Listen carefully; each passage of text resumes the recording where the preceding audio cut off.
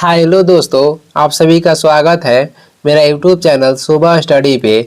आज हम लोग पढ़ेंगे जो किरण बुक है, जिसमें बिहार के सभी एग्जाम का प्रीवियस ईयर क्वेश्चन दिया गया है, जिसमें 8360 प्लस MCQ क्वेश्चन है। इसका ये अगला पार्ट रहेगा, तो चलिए देखते हैं। 799 हो जाएगा। धन विधेयक राज्यसभा में भारत के अंतर्गत पुनः स्थापित नहीं किया जा सकता है। यह प्रावधान भारत के संविधान के किस अनुच्छेद में पाया जाता है? क्वेश्चन कर रहा है कि जो धन विधेयक है राज्यसभा में भारत के अंतर्गत पुनः स्थापित नहीं किया जा सकता है, यह प्रावधान भारत के संविधान के किस अनुच्छेद में पाया जाता है? तो ये पाया जाता है अनुच्छेद 109 में। ऑप्शन हो जाएगा 3। धन विधेयक के जो उल्लेख है, इसका उल्लेख अनुच्छेद 110 में किया गया है। आगे बढ़ते हैं, अगला क्वेश्चन हो जाएगा।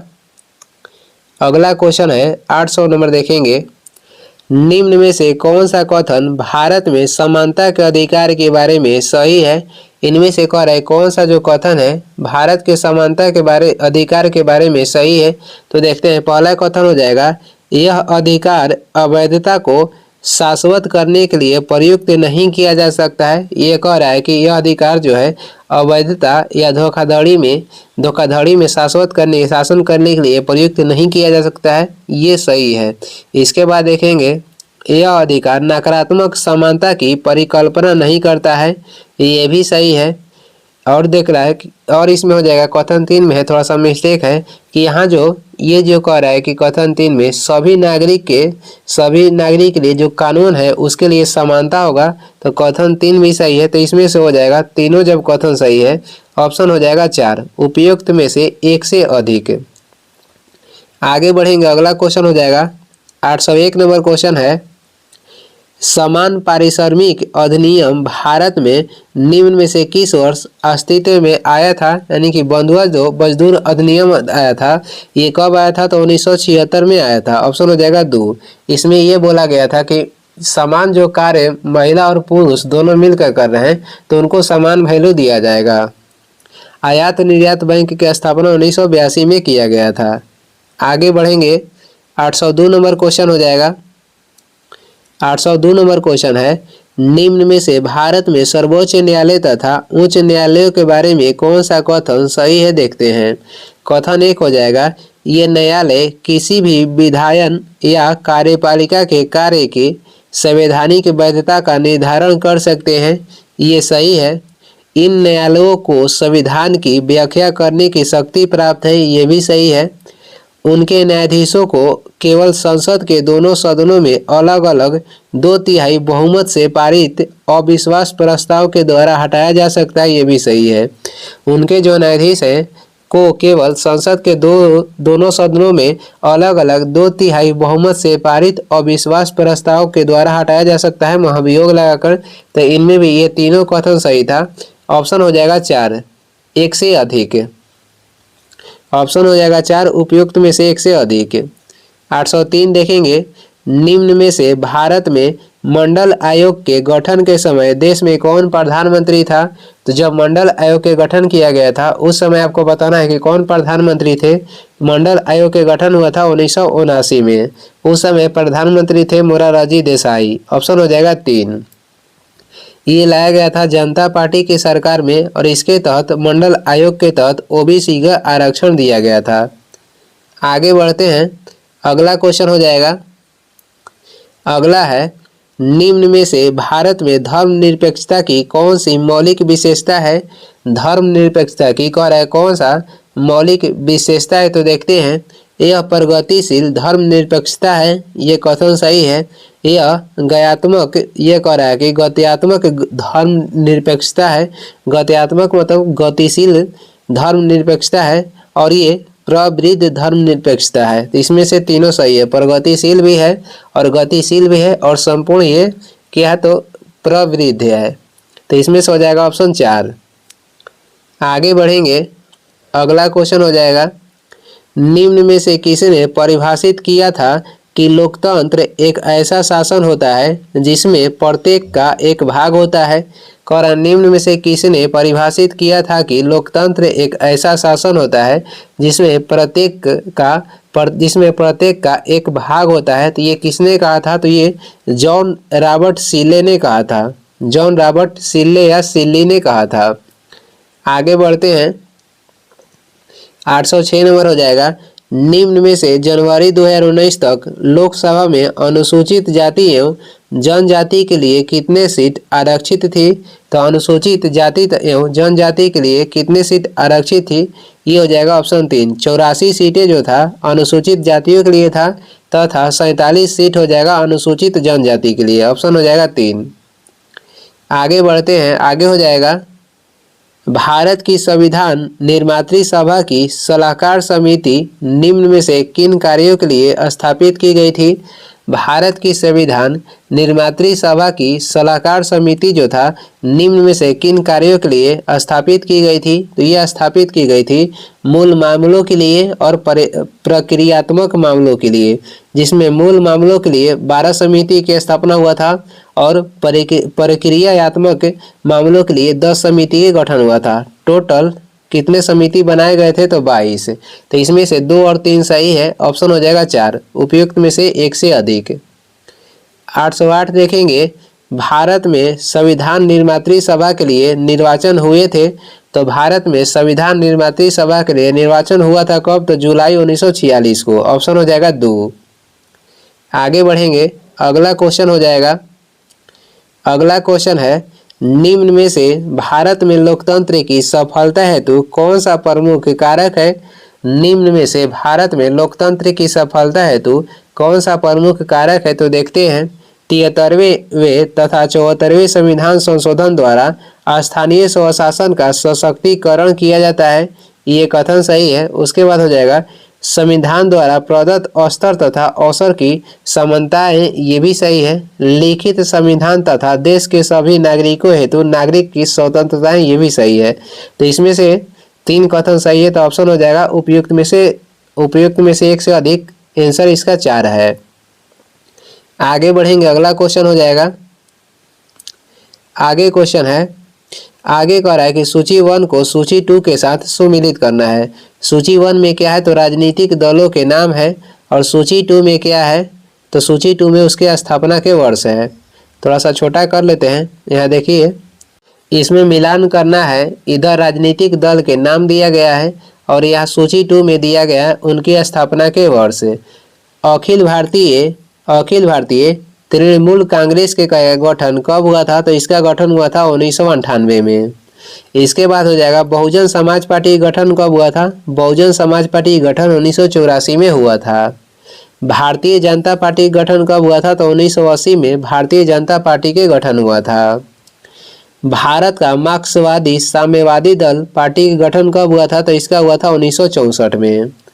अखिल भारतीय तृणमूल कांग्रेस के गठन 1998 में हुआ। बहुजन समाज पार्टी के गठन 1984 में हुआ था। भारतीय जनता पार्टी के गठन 1980 में हुआ। भारत के मार्क्सवादी साम्यवादी दल के गठन 1964 में हुआ। आगे बढ़ते हैं, अगला क्वेश्चन हो जाएगा, अगला क्वेश्चन है निम्न में से किसने टिप्पणी की थी कि लोकतंत्र चेतन और उपचेतन मन की एकता है?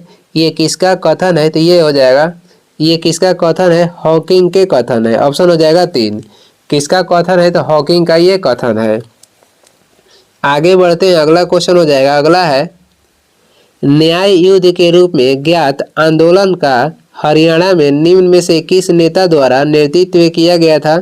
जो न्याय युद्ध आंदोलन था, कह रहा है कि न्याय युद्ध के रूप में ज्ञात आंदोलन का हरियाणा में निम्न में से किस नेता के द्वारा नेतृत्व किया गया था? तो ये किया गया था चौधरी देवीलाल के द्वारा। ऑप्शन हो जाएगा 2।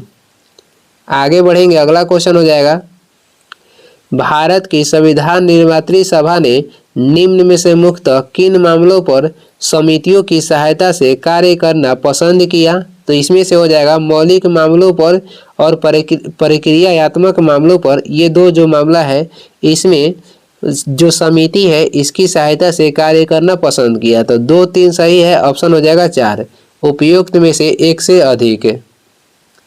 आगे बढ़ते हैं, 814 हो जाएगा निम्न में से कौन 1953 में राज्य पुनर्गठन आयोग के सदस्य थे?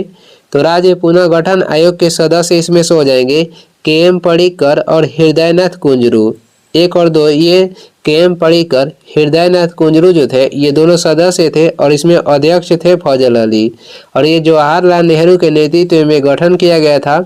इसी के तहत भाषा के आधार पर गठन होने वाला पहला राज्य हो जाएगा आंध्र प्रदेश, जिसका गठन 1 अक्टूबर 1953 में हुआ था। इसका आंसर हो जाएगा उपयुक्त में से अधिक। आगे बढ़ते हैं, अगला क्वेश्चन हो जाएगा 815 नंबर क्वेश्चन देखेंगे। 815 में कह रहा है कि बिल्किस बानो के संबंध में सर्वोच्च न्यायालय के फैसले में निम्नलिखित में से कौन सा तथ्य वर्णित है? तो ये देखते हैं। कथन ए में हो जाएगा कि बिल्किस बानो ने 30 नवंबर 2022 को सर्वोच्च न्यायालय में समय पूर्व दोषियों के रिहाई को चुनौती दी। ये सही है। जो बिल्किस बानो थी ये 30 नवंबर 2022 को सर्वोच्च न्यायालय में समय पूर्व दोषियों के रिहाई को चुनौती दी।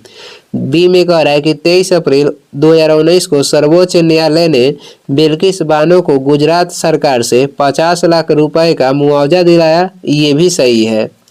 8 जनवरी 2024 को सर्वोच्च न्यायालय ने 11 दोषियों को समय पूर्व रिहाई करने की संबंधी आदेश को रद्द कर दिया।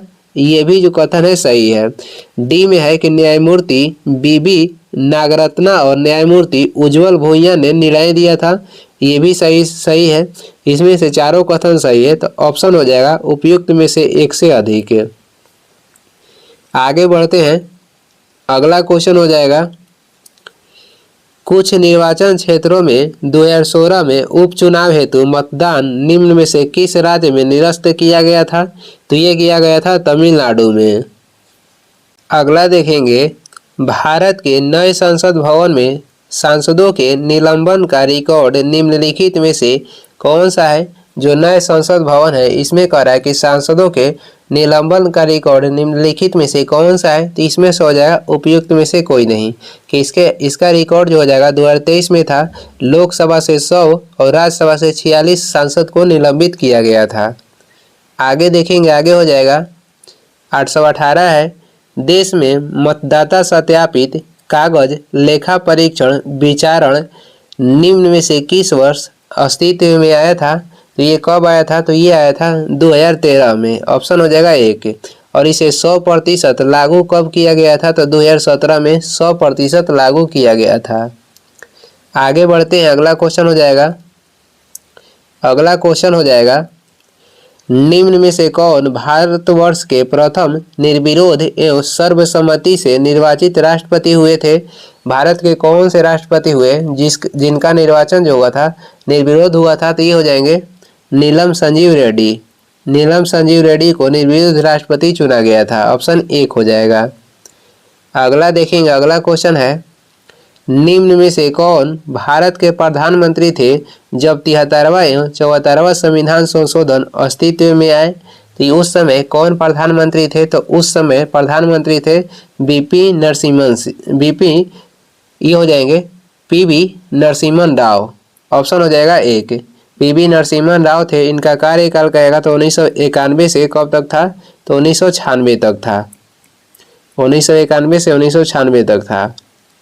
73वां जो है संविधान संशोधन के संबंध हो जाएगा पंचायती राज से। 74वां का हो जाएगा नगर पालिका से।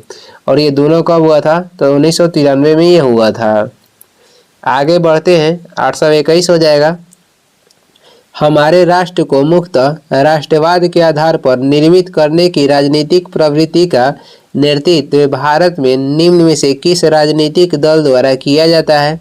ये कह रहा है कि हमारे राष्ट्र को मुख्यतः राष्ट्रवाद के आधार पर निर्मित करने की राजनीतिक प्रवृत्ति का नेतृत्व भारत में निम्न में से किस राजनीतिक दल के द्वारा किया जाता है? तो ये किया जाता है भारतीय जनता पार्टी के द्वारा। ऑप्शन हो जाएगा 2। आगे बढ़ते हैं, 822 हो जाएगा निम्न में से किस संविधान संशोधन ने भारत न्यायपालिका को संसद के अधीन बना दिया? किस संविधान संशोधन ने भारत न्यायपालिका को संसद के अधीन बना दिया था, ये था 42वां संविधान संशोधन। ऑप्शन हो जाएगा 1। और ये हुआ था 1900 कब, तो 1976 में ये हुआ था। आगे बढ़ते हैं, अगला क्वेश्चन हो जाएगा, भारत के संविधान की प्रस्तावना न्याय की गारंटी देती है। इसका तात्पर्य है कि भारत अपने जनमानस को अनुमति देता है। तो इसका तात्पर्य क्या है, तो इसका आंसर हो जाएगा इसमें कुछ मूल अधिकार रखने की क्या देता है, तो ये अनुमति देता है। भारत के संविधान की प्रस्तावना न्याय की गारंटी देती है। इसका तात्पर्य है कि भारत अपने जनमानस को अनुमति देता है तो कुछ मूल अधिकार रखने की। ऑप्शन हो जाएगा 2।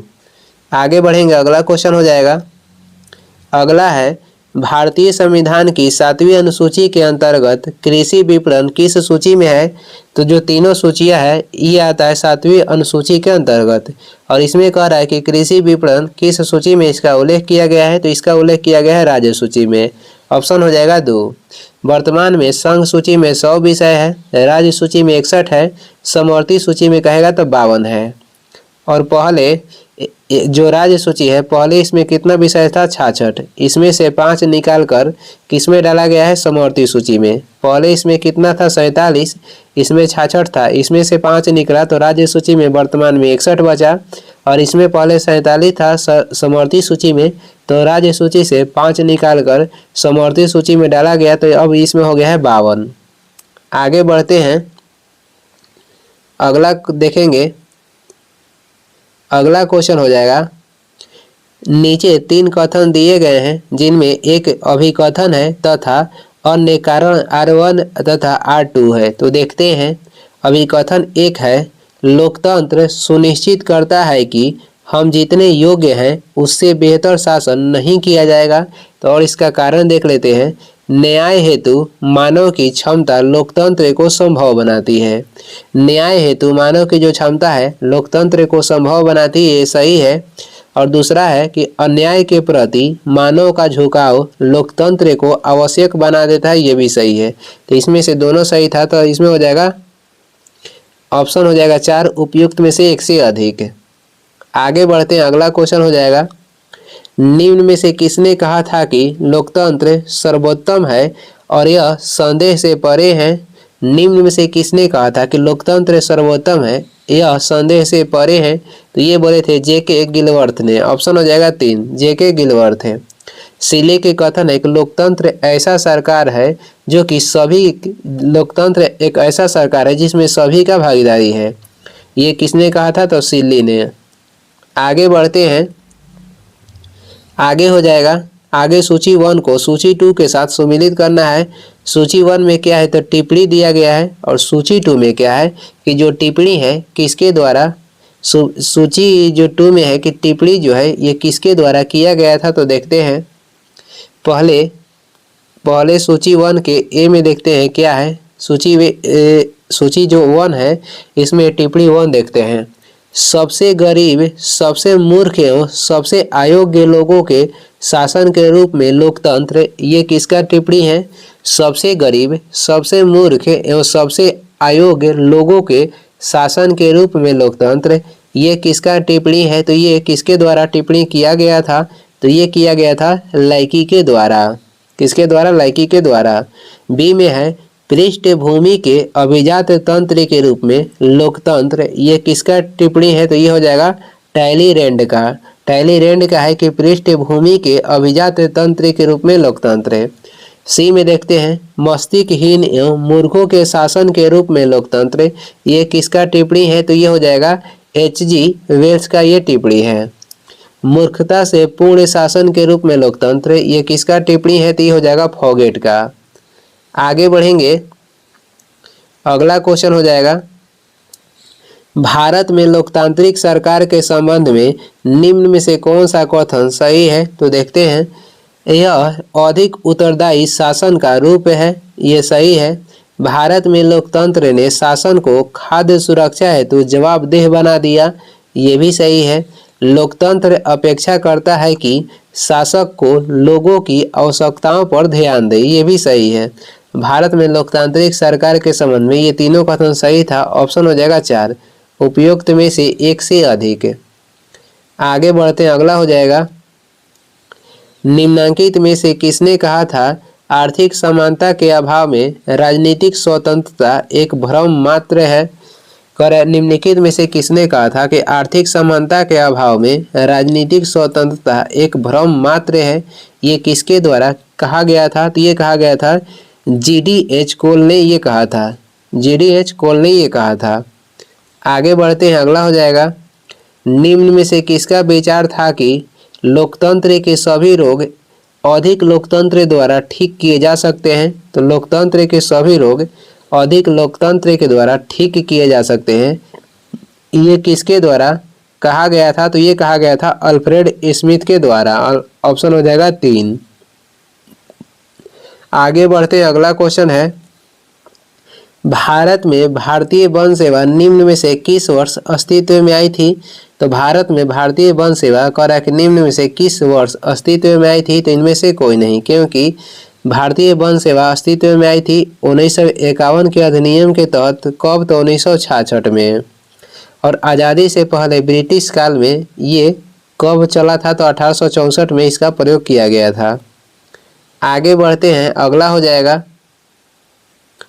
आगे देखेंगे लोकतंत्र की तत्कालीन विश्व में कमजोरियों के बारे में निम्न में से कौन सा कथन सही है? कह रहा है कि लोकतंत्र की जो तत्कालीन कारण है ये विश्व में कमजोरियों के बारे में निम्न में से कौन सा कथन सत्य है? तो देखते हैं, लोकतांत्रिक शासनों में निर्णय लेने एवं उनके कार्य रूप में परिणत होने में बहुत समय लगता है। ये कथन सही है, क्योंकि इसमें सभी के सहमति होता है, इसीलिए इसमें समय लग जाता है। दूसरा देखेंगे कथन, राजनीतिक दल अधिकांशतः लोकतांत्रिक शासनों को अनैतिक एवं शक्तिहीन बनाते हैं। ये गलत है। तीसरा देखेंगे, उनमें क्षेत्रीय हित राष्ट्रीय हितों से अधिक शक्तिशाली हो जाते हैं। ये भी कथन सही है, क्योंकि उनके क्षेत्रीय जो दल होता है क्षेत्रीय हित राष्ट्रीय हितों से अधिक शक्तिशाली हो जाता है। ये भी सही है। तो 1 और 3 सही है। ऑप्शन हो जाएगा 4, 1 से अधिक। इसका ऑप्शन हो जाएगा 4, 1 से अधिक। आगे हम लोग देखेंगे 833 क्वेश्चन हो जाएगा, निम्न में से कौन सा कथन वर्तमान समय में लोकतंत्रों के अनुकूल है? इनमें से कह रहा है कि कौन सा कथन वर्तमान समय में लोकतंत्रों के अनुकूल है? तो देखेंगे, लोकतंत्रों में तत्कालीन कार्यशीलता का ह्रास पाया जाता है। ये सही है। लोकतंत्र लंबे समय में अपनी दक्षता को बढ़ा सकते हैं। ये भी सही है। अधिनामवाद के चयन के स्थान पर लोकतंत्रों के अंतर्गत आवश्यक सुधारों को किए जाने की आवश्यकता है। ये भी सही है। इसमें से तीनों जो कथन था वर्तमान समय में लोकतंत्र के बारे में, तो इसमें से तीनों सही है। तो ऑप्शन हो जाएगा 4, उपयुक्त में से अधिक। और ये इस वीडियो के लास्ट क्वेश्चन है। इसका अगला जो पार्ट है अगला वीडियो में लाएंगे। तो वीडियो को लास्ट तक देखने के लिए धन्यवाद। वीडियो पसंद आ रहा है तो लाइक कर दे, चैनल पर नए हैं तो सब्सक्राइब कर दे। कुछ सुझाव या सलाह देना है तो कमेंट करके ज़रूर बताएं। Thank you.